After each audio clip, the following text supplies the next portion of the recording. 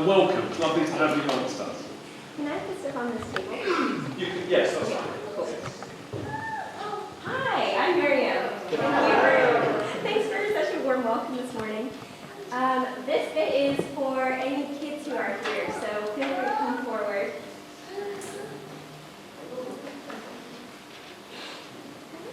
It's got a bit of an activity as well, so I'm going to need 2 volunteers a bit later, so if you're feeling brave.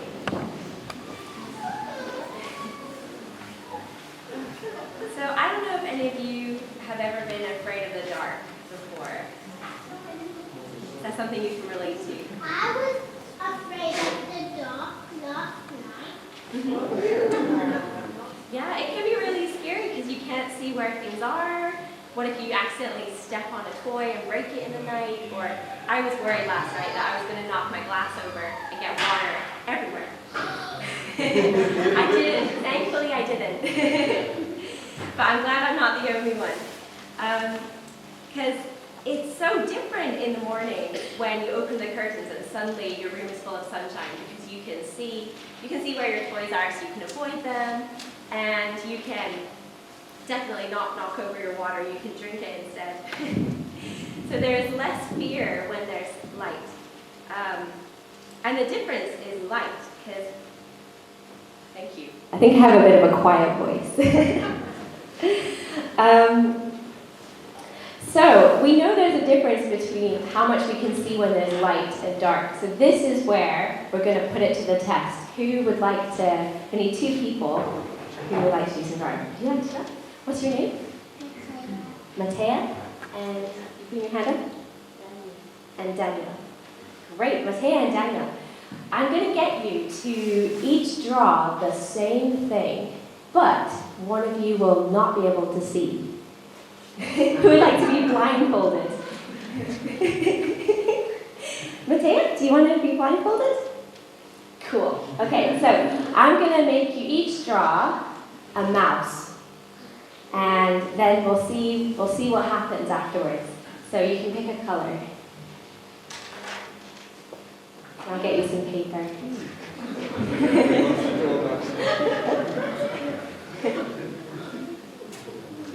Okay, great. I'll put this down so I can... I got this toy. Oh, wow! It's very cute. Okay, so first of all, let me just put this on so you can't see. We'll make it a bit more challenging. Ready? Can you see anything?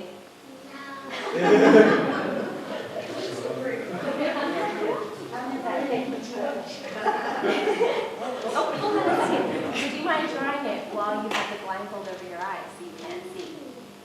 You don't want to do that? Okay. Daniel, would you mind being blindfolded? Would that be okay?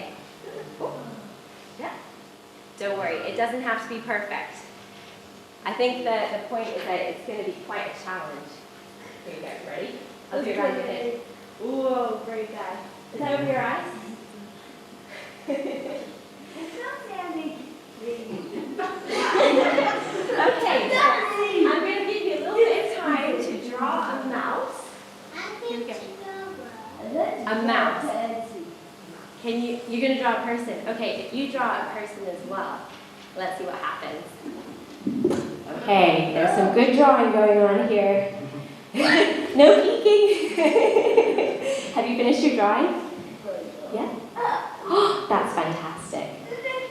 Okay. Are you nearly done? There we go. Okay, they have finished their drawing, so we're gonna see what the results were. Daniel, do you want to hold up your drawing first? I'll hold it up. Okay. I'm gonna take the paper away. Okay, here's a person. However, there's quite a big gap between where his head is and where his body is, so it doesn't look very comfortable. And here is Matea's drawing of a person where the head is attached to the body. It's quite a big difference here. So well done. It was definitely a challenge, wasn't it? And I think the big difference there was the fact that Matea had light, you could see, but Daniel, you couldn't see anything until you peeked. Which was really hard, and without light, you can't draw in quite the same way. You don't know where the lines are that you've already drawn. It's difficult. So in the Bible, Jesus is described as being like sunshine. He makes things clear like light does, and he helps us to see things the way they are, and he shows us where to go so that we don't have to be afraid. He shows us how good it is to be kind to others, but even more than that, he helps us to see ourselves the way that God does, and others as well. Like, we are loved, we're precious, and it's safe to come to him when we get things wrong too, because we can be honest about the mistakes and receive forgiveness. So the best thing about Jesus being like light is that he never goes out. He's not like a light bulb that you switch off. He's always on, and we can go to him at any time that we need and ask him how he sees us and ask for the things that we need too.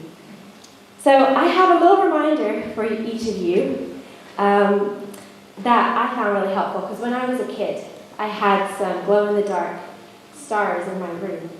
They love sunshine. If you put them in the sun, they'll soak up the sunlight, and then at night, they emit light. So, yeah, they're very cool, aren't they?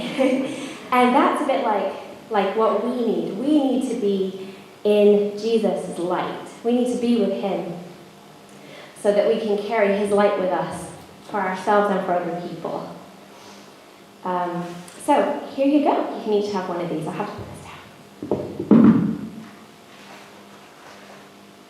There's a couple different sizes.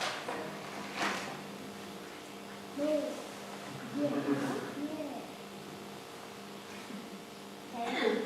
welcome.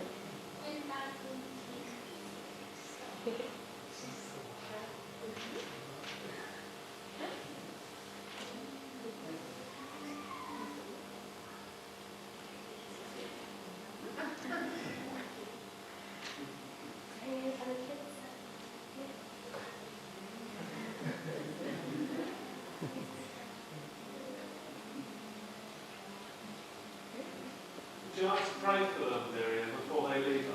Oh, yeah, sure. Let's pray for you. Lord, thank you so much for these kids who you love, you see them, you know them, and I pray that they'll know your love brightly in their lives, and that they'll know how much of a friend you want to be to them.